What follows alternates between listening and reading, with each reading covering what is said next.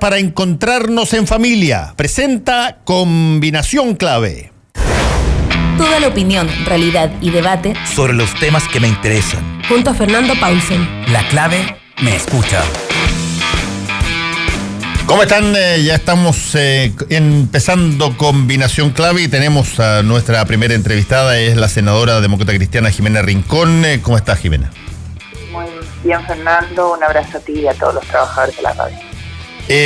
Queremos conversar un poquitito, un par de cosas. Una de ellas es la proposición que hicieron varios senadores sobre ya directamente cambiar la fecha del plebiscito del 26 de abril para el 6 de septiembre. Me imagino que las razones están en plena evidencia.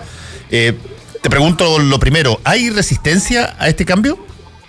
No, yo creo que de hecho lo planteamos el día lunes con Felipe Arboe y señalamos una serie de cosas que había que hacer producto de la situación en la que nos enfrentamos como país y en el mundo. Y frente al tema específico del plebiscito, fuimos claros respecto a la necesidad de cambiar la fecha, no realizarlo. El plebiscito hay que hacerlo, sí o sí, sino que postergar su realización producto de que la vida y la salud de las personas están en primer lugar hoy día y tenemos que obviamente abocarnos todas y todos a aquello. Y de hecho, después de eso, el mismo día lunes, los partidos políticos, todos los sectores, emitieron una declaración respecto de la necesidad de postergar la fecha y obviamente de hacer el plebiscito sí o sí.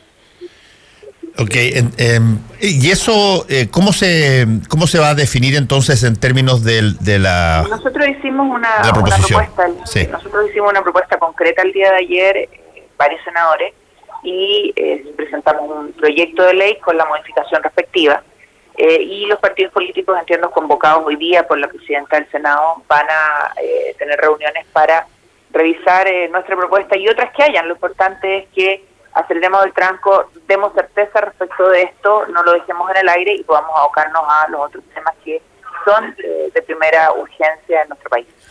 A ver, veamos algunos de ellos, a fin de que todo quede más o menos claro, no me quede un cabo suelto. Entonces estamos en horas de una decisión respecto del traslado del plebiscito, ¿no?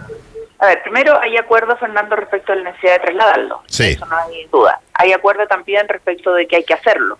Y lo único que falta concordar es una fecha. Nosotros hicimos una propuesta, la hicimos con proyecto de ley, porque creíamos que lo peor era seguir en la incertidumbre respecto de qué se hacía o no se hacía y cuándo se hacía.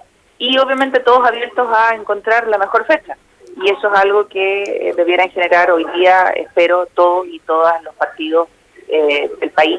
¿Por qué? Porque si hay algo que no puede estar en duda es que el plebiscito lo vamos a hacer y le vamos a poner fecha. Estamos conversando con la senadora Jimena Rincón.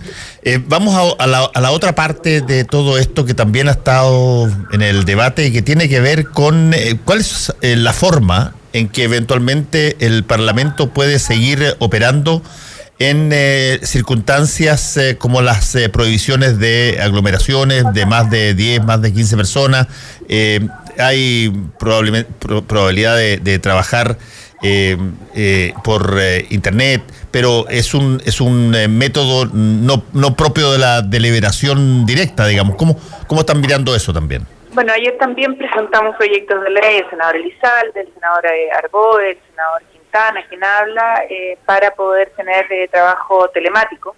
Se aprobó la reforma constitucional para que en el caso en que se decretara una cuarentena, efectivamente tuviéramos trabajo vía telemática y que pudiéramos votar electrónicamente, con obviamente todo lo que significa desde el punto de vista de la incomodidad de trabajar a distancia y estar conectados vía internet para hacer el debate.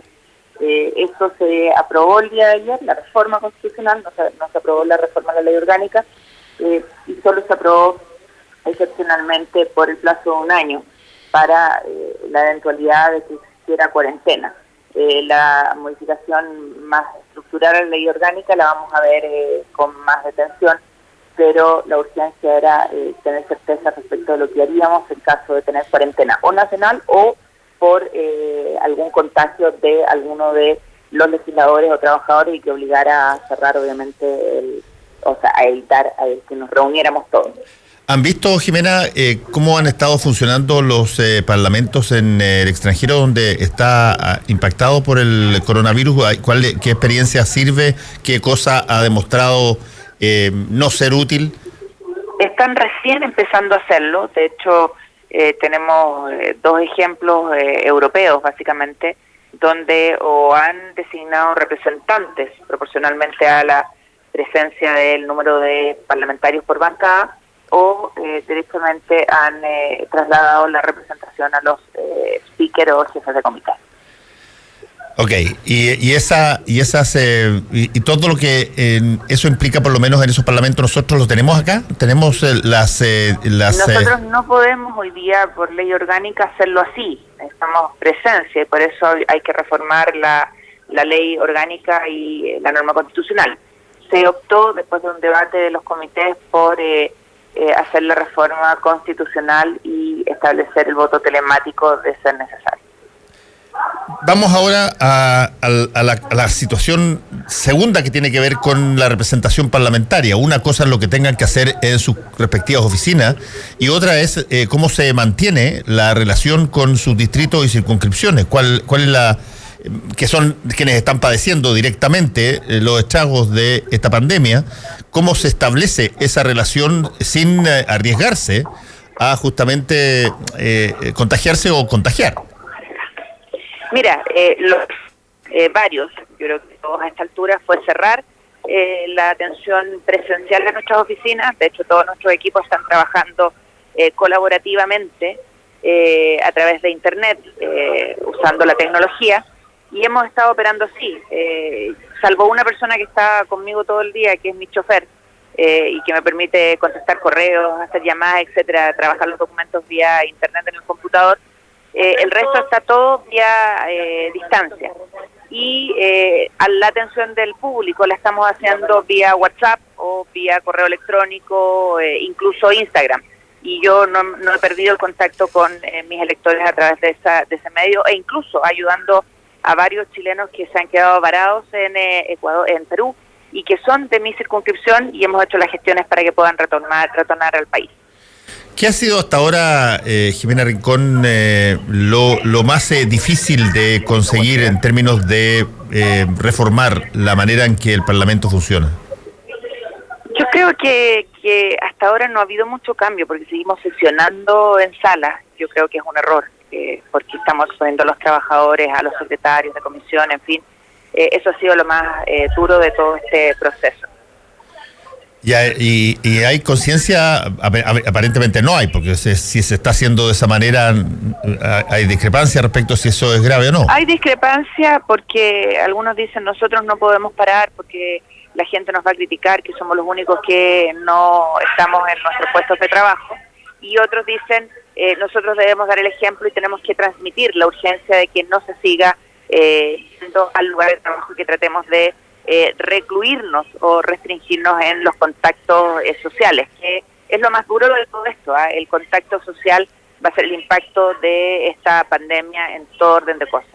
Sí, y desde el punto de vista del trabajo que es urgente, el que tenía que ver con alguna de las reformas más importantes en materia de pensiones, ¿cómo se acelera eso? Se sigue funcionando en comisión. Tú sabes que yo he sido bien crítica del tema y creo que no podemos avanzar en una reforma que no dé respuesta a la ciudadanía.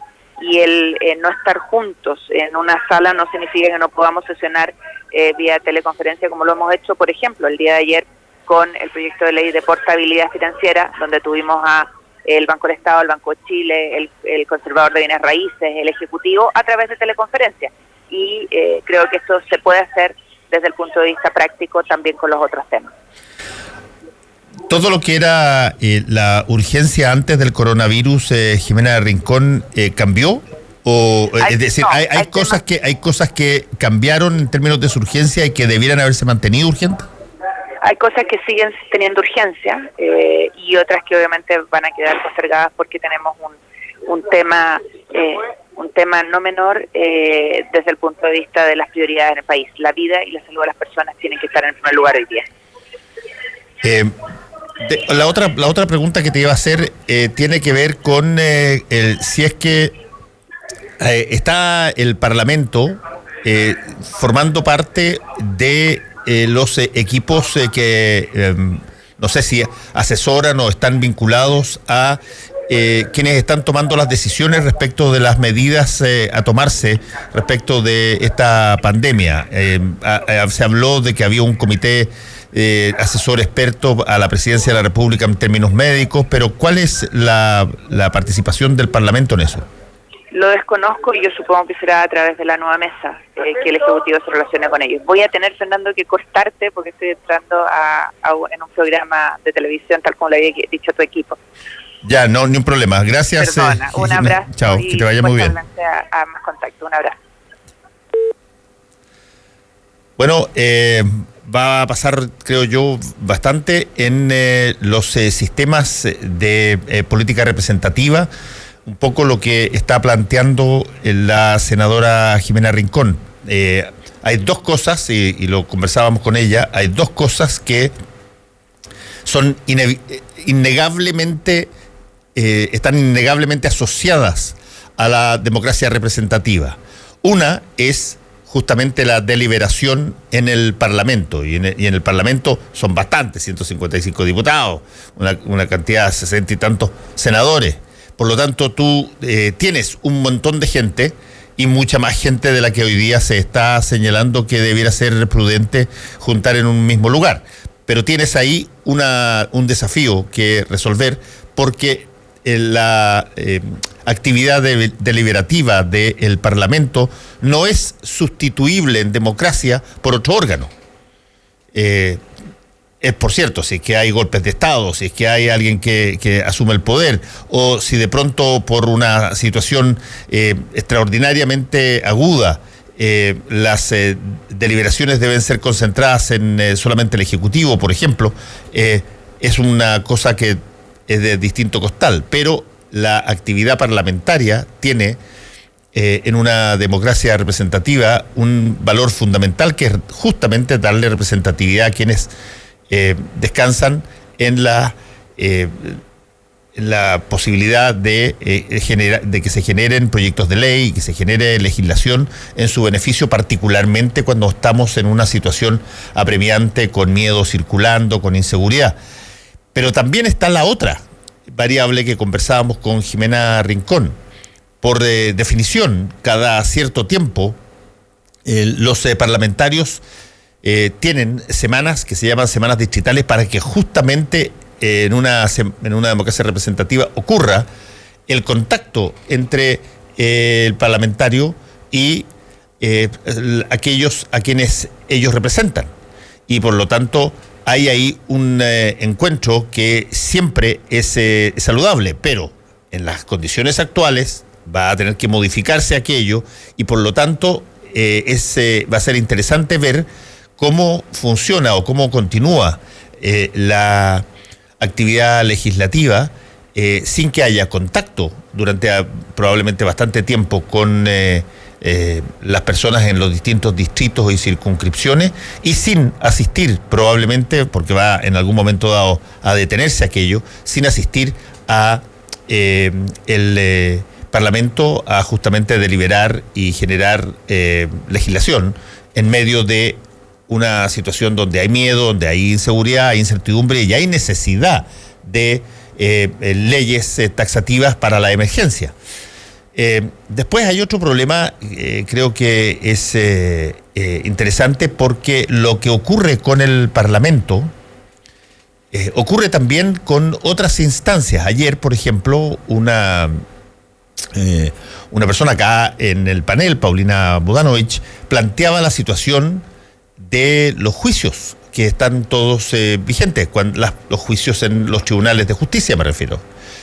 Ahí están las personas con fechas para que sus juicios se vean, todavía no se han cancelado en su integridad. Hay algunas cosas que se han pospuesto, pero no se han cancelado. Ahí hay una situación presencial de personas que comparecen, de jueces, fiscales, defensores, y que están todos reunidos bajo un mismo techo. Y todavía probablemente no se ha definido qué sucede con esa manifestación de nuestro quehacer judicial, pero ya hay algunos que están pidiendo de que eso se posponga o que haya alguna forma alternativa de poder llevar eso que era extraordinariamente cotidiano. Bueno, como eso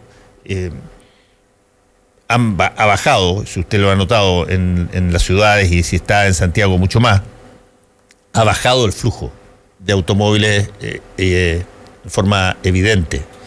Se cerraron, por ejemplo, en la comuna donde nosotros estamos, en la comuna de Providencia, la alcaldesa Evelyn Matei ordenó el cierre de todos los restaurantes a partir de hoy.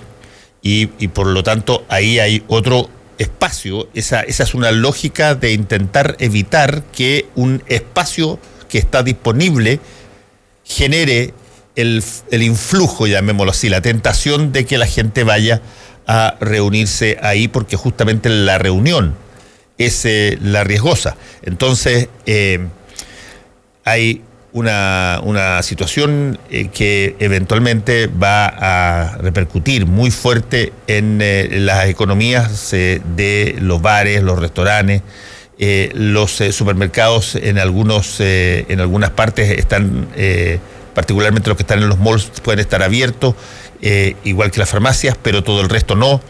Y se está ajustando básicamente la vida cotidiana citadina a esta pandemia, mientras todavía hay voces que piden aún medidas más profundas, y no tratar de ir tanteando el terreno a ver si es que con estas se separan las cosas, porque si es que se adquiere un ritmo exponencial de contagio como eventualmente podría pasar o podría estar pasando, las cosas después cuesta mucho más detenerlas. Vamos a hacer una pequeña pausa y seguimos con Combinación Clave.